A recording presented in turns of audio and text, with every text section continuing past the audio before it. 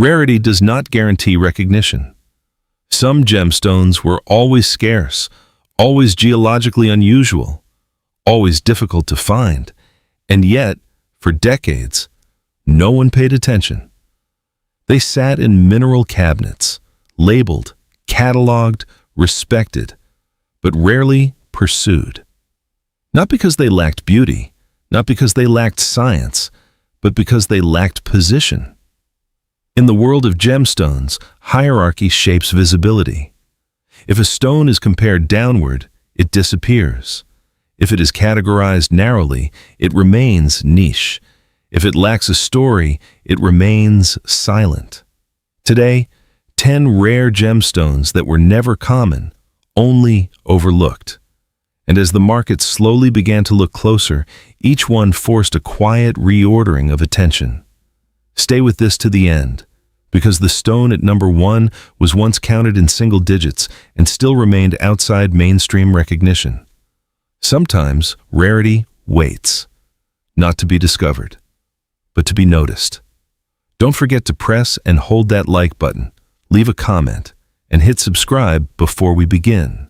Ranked 10th, Iolite. It was never common. It was simply compared to the wrong thing. Iolite has lived in the shadow of sapphire for most of its modern trade history. Blue-violet, transparent, capable of striking brilliance when properly cut. And yet, for decades, it was dismissed with a single phrase, budget sapphire. That label did more damage than any geological limitation ever could. Mineralogically, Iolite is a gem-quality variety of Grandidierite, known for one extraordinary optical trait, strong pleochroism. Rotate the stone under light and it can shift from deep violet blue to pale gray, sometimes even nearly colorless. Few gemstones display that level of directional color contrast so dramatically. But markets rarely reward what they do not understand. Instead of being framed as optically complex, Iolite was positioned as an alternative, a substitute, a compromise. And substitutes rarely command attention in a field driven by prestige hierarchy. What made the oversight more striking was its history. Iolite has been associated with the so-called Viking compass legend, thin slices allegedly used as polarizing filters to locate the sun on overcast seas. Whether romanticized or not, the stone's polarizing properties are real. It interacts with light in a way that is scientifically fascinating. Still, the narrative never gained commercial momentum. Collectors moved toward sapphire. Designers favored more durable materials. And because Iolite's hardness sits below corundum on the Mohs scale, the trade often emphasized its limitations rather than its uniqueness. The result was quiet rarity. Gem-quality Iolite, especially stones with saturated violet blue and minimal zoning, is not abundant. Clean material in larger sizes is even less common. Yet it spent decades circulating below the radar, not because supply was high, but because perception was narrow. Recently, something subtle began to shift. Independent designers started highlighting pleochroism instead of apologizing for it. Collectors seeking underrepresented stones began exploring materials outside traditional hierarchies. The conversation moved from comparison to appreciation. Iolite did not change chemically. It changed context. And context reshapes attention. There is a broader lesson here. In rare gemstones, being positioned as an alternative can suppress recognition for generations. When a stone is framed against a dominant benchmark, its individuality disappears. So here is a question worth considering. If Iolite had never been described as a budget sapphire, but instead introduced as one of the most visibly pleochroic gemstones in the trade, would it have been ignored at all? Perception decides hierarchy, and hierarchy decides which rare stones are seen and which are overlooked. Ranked 9th, Scapolite. Rarity alone does not guarantee attention. Sometimes a gemstone remains overlooked for a simpler reason. No one ever gave it a narrative strong enough to remember. Scapolite is not a household name, even within serious collecting circles. Yet mineralogically, it occupies a fascinating position. A complex silicate group, Scapolite can appear in shades of yellow, honey gold, violet, and even soft pink. Some specimens display chatoyancy. Others exhibit strong fluorescence under ultraviolet light. On paper, those traits should attract curiosity. In reality, Scapolite spent decades in quiet obscurity. Part of the reason is structural, not geological. Scapolite lacks a dominant marketing anchor. It was never tied to royalty, never mistaken for a more famous gem, never branded by a luxury house. It entered the market without mythology, without scandal, without a dramatic discovery story. And markets remember stories more easily than crystal chemistry. Unlike stones that were misidentified or overshadowed, Scapolite simply drifted beneath awareness. It appeared occasionally in gem shows, sometimes in small calibrated cuts, often labeled without emphasis. Collectors scanning display cases would recognize the name, but rarely pause. Yet gem-quality Scapolite is not abundant. Clean stones above a few carats are far less common than most buyers realize. Some deposits produce material suitable only for specimens, not faceting. When properly cut, the stone can display warm, luminous tones that feel distinct from more commercial yellow gems. The oversight was not about supply, it was about positioning. Without a clear comparison point, not sapphire, not garnet, not tourmaline, Scapolite occupied an undefined category. And undefined categories struggle for oxygen in a hierarchy-driven market. Recently, subtle shifts have begun to surface. Independent collectors searching for stones outside the standard canon have started paying closer attention. Fluorescent properties have drawn scientific curiosity. Designers looking for honeyed tones distinct from citrine have revisited it. The stone did not change. The conversation around it did. Scapolite reveals a different mechanism of being ignored. Not confusion, not mislabeling, not weakness in performance, simply the absence of narrative gravity. In rare gemstones, attention often clusters around established pillars: ruby, sapphire, emerald, diamond. Everything else must justify its presence without inherited prestige. So consider this. If rarity exists without recognition, does it remain rare in the marketplace, or does it remain invisible? Scapolite challenges the assumption that scarcity automatically commands interest. Sometimes scarcity waits for a voice, and once that voice arrives, the hierarchy can quietly adjust. Ranked 8th, Sphene. There are gemstones that lack fire. And then there is Sphene. Known mineralogically as titanite, Sphene possesses one of the highest dispersions in the colored gemstone world, meaning it can split white light into spectral flashes with remarkable intensity. Under the right lighting, a fine Sphene can display bursts of green, gold, and rainbow brilliance that rival, and sometimes exceed, diamond. On optical performance alone, that should have secured its place in prominence. It did not. For decades, Sphene was introduced cautiously, often accompanied by a warning: relatively soft, moderate durability, sensitive to abrasion. On the Mohs scale, it sits below corundum and diamond. In practical jewelry terms, that meant restraint. Jewelers hesitated. Retailers avoided aggressive promotion. Collectors were told to admire, but not rely. Durability concerns became louder than optical excellence. And in a market that prioritizes longevity, hesitation is contagious. Yet gem-quality Sphene is not abundant. Fine, clean crystals suitable for faceting are limited.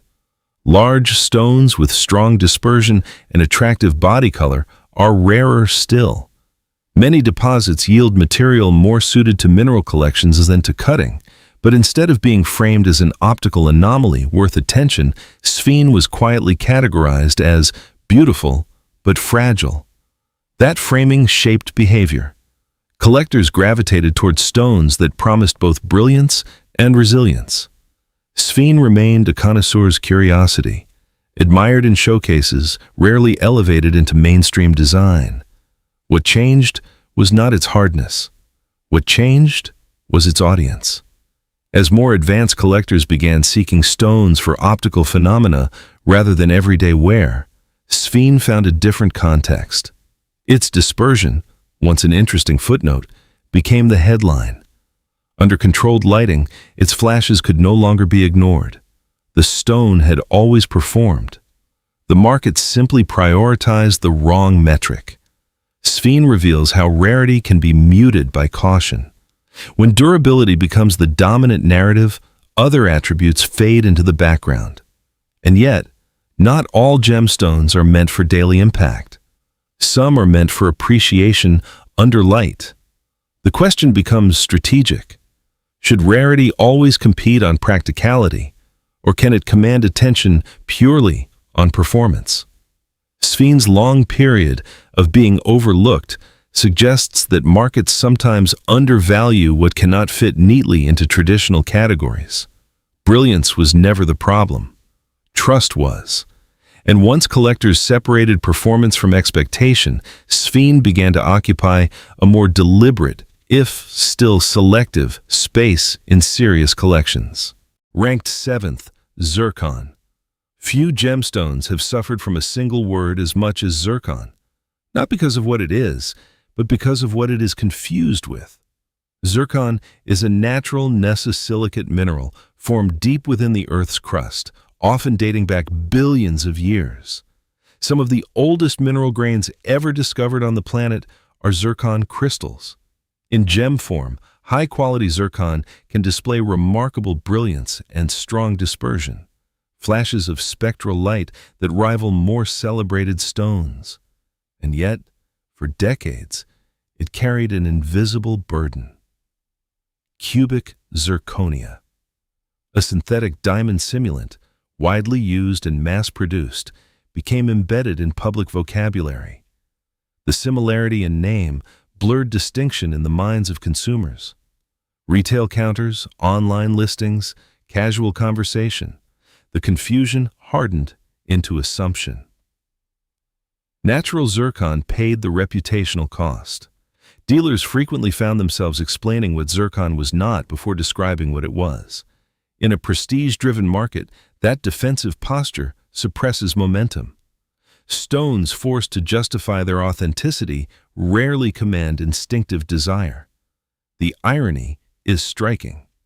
Fine zircon, particularly in vivid blue, warm honey, or reddish-brown tones, can exhibit exceptional optical life.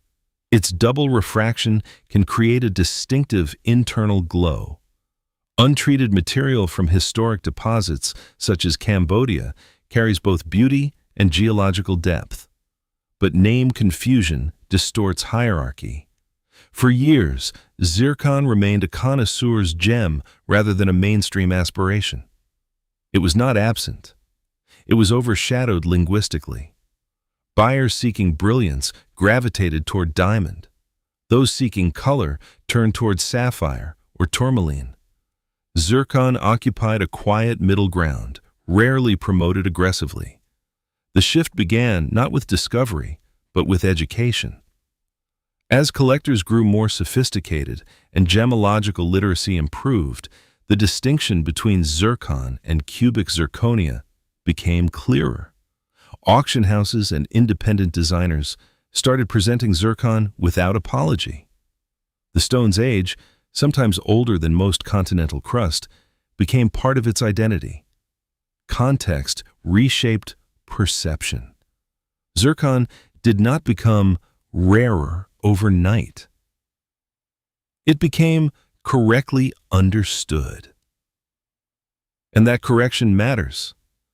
When a gemstone's name carries confusion, rarity becomes invisible. Once clarity enters the conversation, evaluation recalibrates, not because supply changed, but because misunderstanding receded. Zircon's story is a reminder that markets are not always driven by geology. Sometimes they are driven by vocabulary. So consider this: how many rare stones remain overlooked, not because they lack beauty, but because their names were never properly separated from imitation. Recognition begins with precision. And in Zircon's case, precision restored visibility. Ranked 6th, Hackmanite. Most gemstones reveal themselves once. Hackmanite refuses to stay that way. At first glance, it can appear modest, pale lavender, soft violet, sometimes grayish in tone. Pleasant, but not commanding.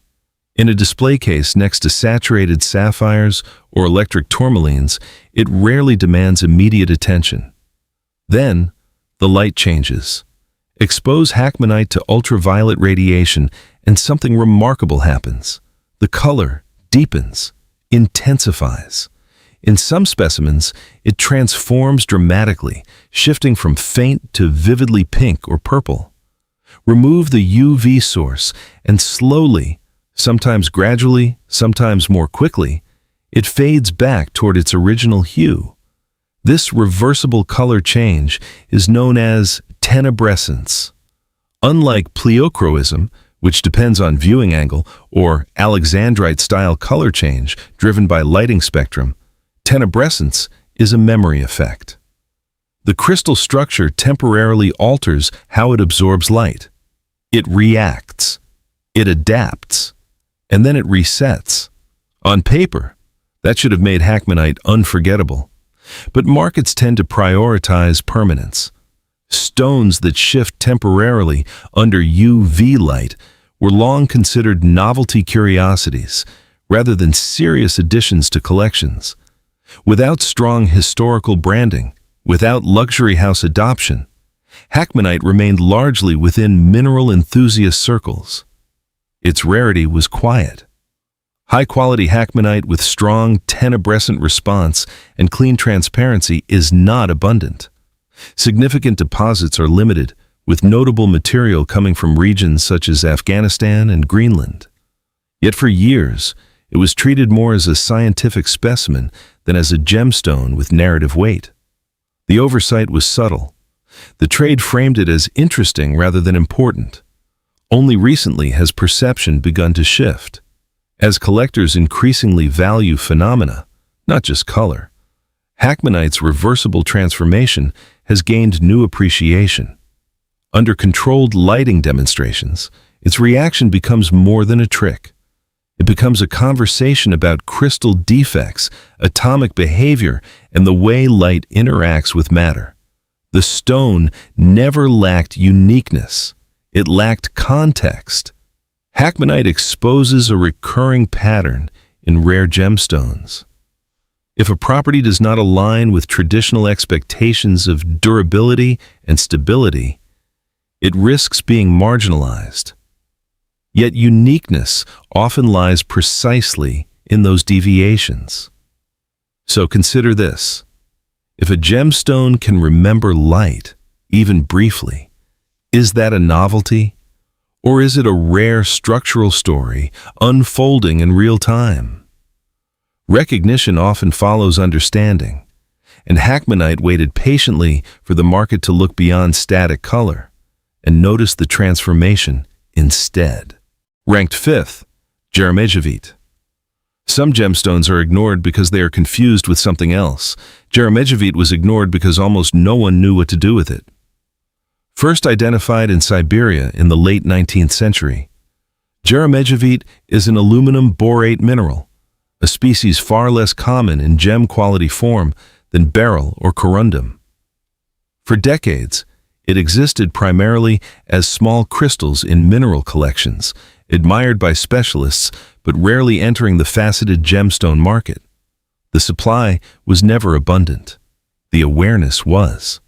Most gem-quality Jeremejevite has historically come from a handful of localities, including Namibia and, in smaller quantities, Afghanistan. Clean, faceable material in meaningful sizes is exceptionally scarce. Transparent stones above a few carats are rare enough to be notable events, And yet, for much of its history, Jeremejevite circulated quietly. Part of the reason lies in its appearance. Typically found in delicate shades of pale blue to colorless, Jeremejevite lacks the saturated intensity that dominates mainstream gemstone demand.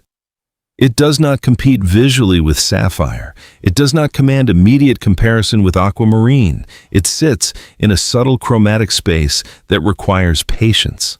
Markets often reward immediacy.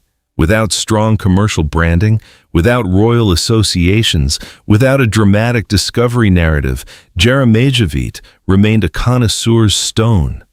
Dealers familiar with it recognized its scarcity. Most buyers did not. That imbalance suppressed momentum. Rarity, when unaccompanied by recognition, does not automatically translate into prominence. A gemstone can be objectively scarce and still remain peripheral if it lacks a compelling identity. Recently, that identity has begun to sharpen. As advanced collectors search for species-level rarity rather than simply color category rarity, Jeremejevite has attracted renewed attention. The conversation has shifted from "what is it similar to?" toward "how often does this species appear in gem form?" That reframing changes hierarchy. Jeremejevite is not rare because it resembles something familiar. It is rare because it almost never forms in transparent, fastable crystals at all. The stone did not change in structure. It changed in positioning. Instead of being compared downward as a softer, paler alternative, it is increasingly evaluated upward as a mineralogical anomaly within the gem trade. A question naturally follows. How many rare gemstones remain overlooked simply because they were never introduced with the confidence of a headline stone? Recognition is not always about beauty. Sometimes it is about vocabulary and the courage to describe a stone as rare on its own terms. Jeremejevite waited quietly in the margins. Now, collectors are finally reading the label. Ranked fourth, Tugtupite. At first glance, Tugtupite does not compete with the usual hierarchy. It can appear soft, pink to reddish tones, sometimes translucent rather than fully transparent. In daylight, it may seem delicate, quiet, almost understated. Then, the lights dim. Under ultraviolet radiation, Tugtupite can ignite into a vivid crimson glow.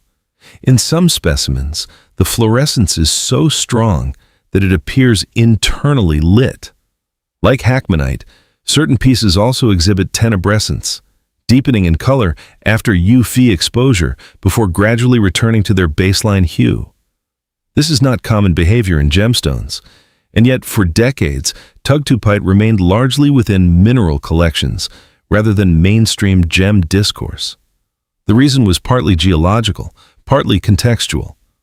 High-quality Tugtupite is associated primarily with Greenland, especially the Iolite complex, a geologically unusual alkaline intrusion known for producing rare minerals.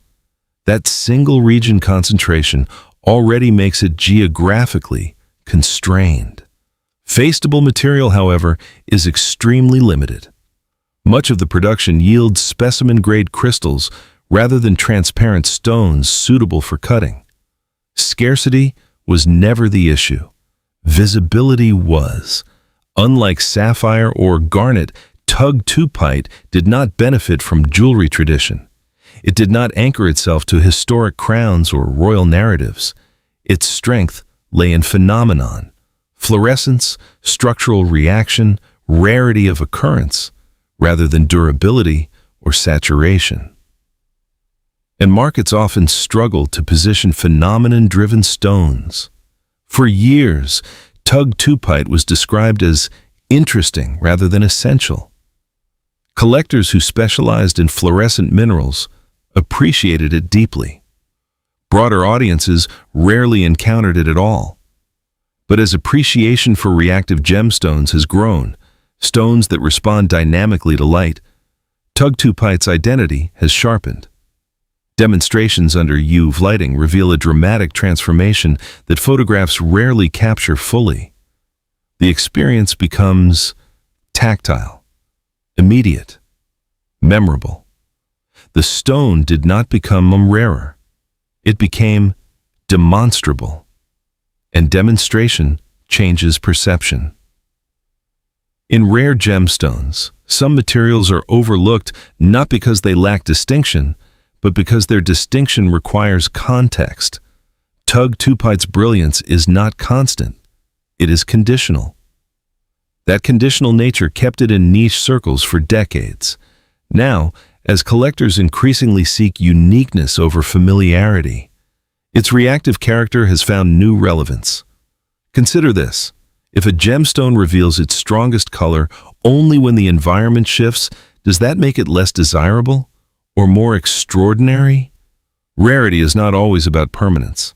Sometimes it is about response. And Tugtupite spent years glowing in private before the broader market finally noticed. Ranked third, Poudretteite. For years, crystals of this rare cyclosilicate mineral were found in Mont-Saint-Hilaire, Quebec, a locality famous among mineral collectors for unusual species. The material was admired as part of specimen collections, cataloged, labeled, and stored. Its delicate pink hues blended easily into trays of other silicates. Nothing about it suggested headline status. It wasn't until the 1980s that Poudretteite was formally identified as a distinct mineral species. Before that, it was simply grouped among similar-looking crystals without recognition of its uniqueness. The rarity was there all along. The classification was not. That delay shaped its trajectory. Even after identification, gem-quality material was extremely scarce. Transparent crystals large enough for faceting were rare events rather than regular production. Fine stones above a few carats could be counted carefully. Yet because Poudretteite lacked established jewelry history or widespread commercial promotion, it remained largely unknown outside advanced circles. The oversight was not due to confusion with a simulant or overshadowing by a dominant gem. It was due to proximity. Mont-Saint-Hilaire produces dozens of rare minerals. In such an environment, rarity becomes normalized. When everything is unusual, individual species struggle to stand out. Poudretteite existed among a crowd of anomalies. But once faceted examples began appearing, revealing a soft, luminous pink that rivaled fine morganite while remaining far rarer, collectors started to recalibrate. The stone's identity sharpened. It was no longer simply a rare mineral from Quebec. It became a distinct gemstone species with measurable scarcity. The shift was subtle but decisive. The earth had not increased production. The mineral had not transformed. The market simply separated it from the background. Poudretteite illustrates a different form of being ignored, when rarity is hidden within abundance of other rarities. Without clear narrative emphasis, even extraordinary scarcity can dissolve into general obscurity. And once a gemstone gains species-level recognition, evaluation changes. It is no longer compared by color alone. It is compared by occurrence. A natural question follows. How many stones have spent decades mislabeled? Not incorrectly, but incompletely. Recognition in rare gemstones often depends less on discovery and more on distinction. When distinction finally arrives, hierarchy adjusts quietly. Poudretteite did not wait to become rare.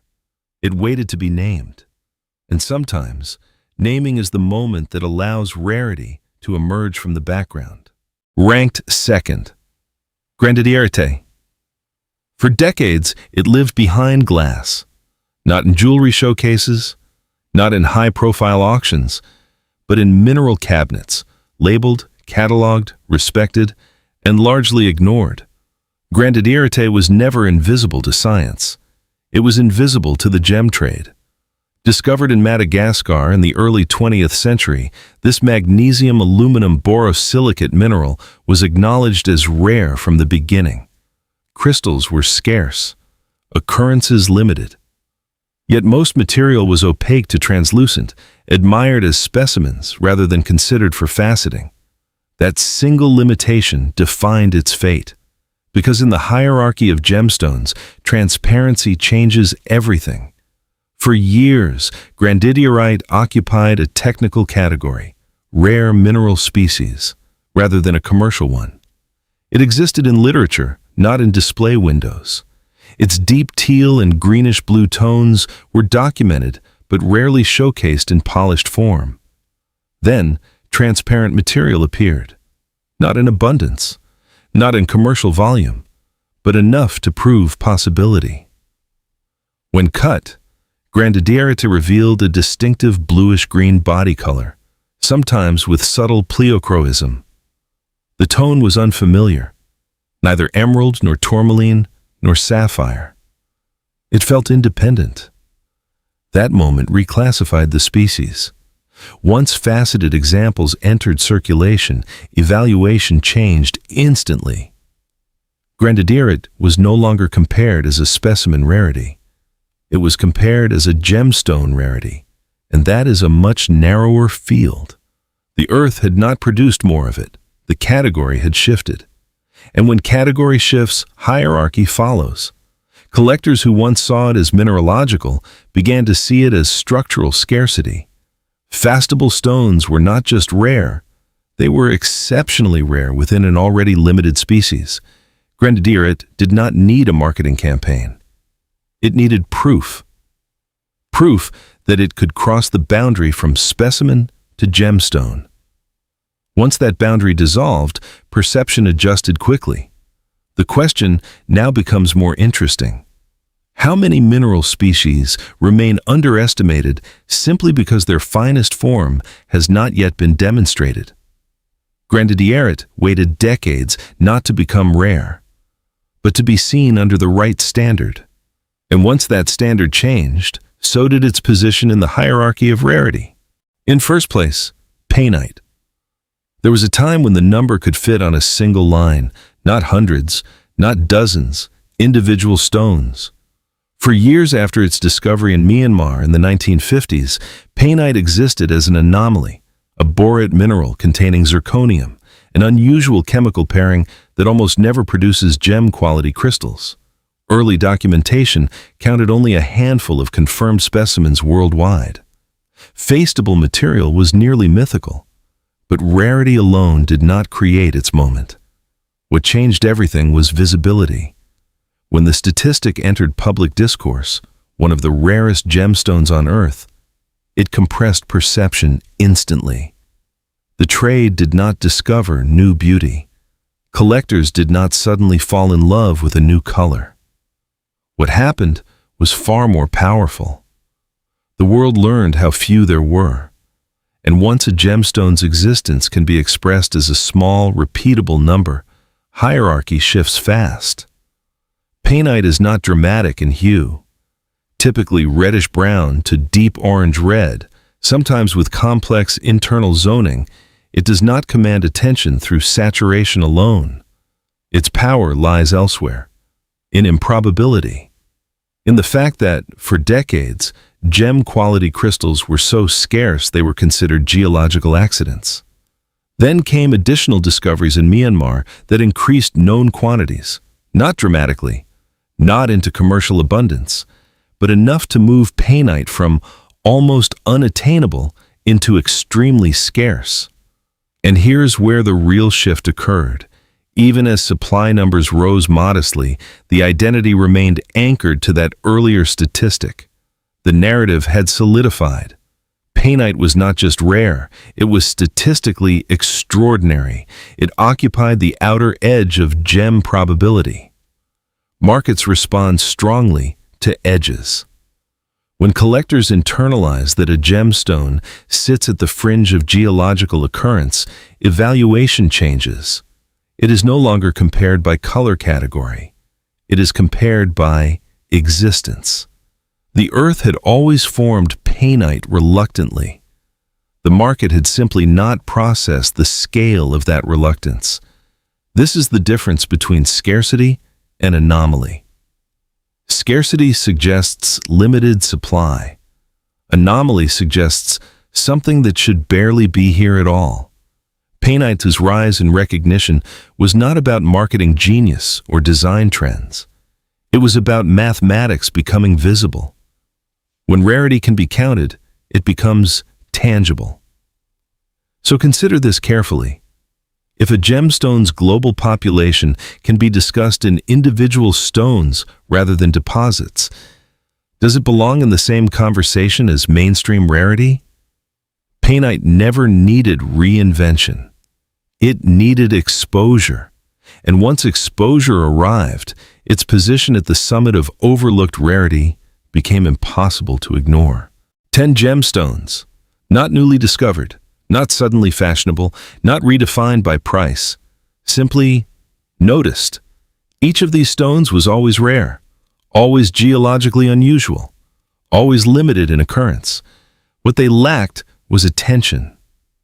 And attention, in the world of rare gemstones, shapes hierarchy.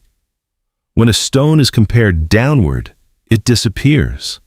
When it is categorized narrowly, it remains niche. When it lacks narrative weight, it waits quietly in the margins. But once recognition shifts, even slightly, the entire structure adjusts. Collectors begin asking different questions. Designers explore different palettes. Categories expand. Not because the earth changed, because perception did. Here is something worth reflecting on. Which type of rarity do you believe is most powerful in the long term? The kind that shocks the market overnight? Or the kind that waits quietly until expertise catches up? Leave your perspective below, not which stone you prefer, but which mechanism of recognition you believe reshapes collecting behavior more permanently.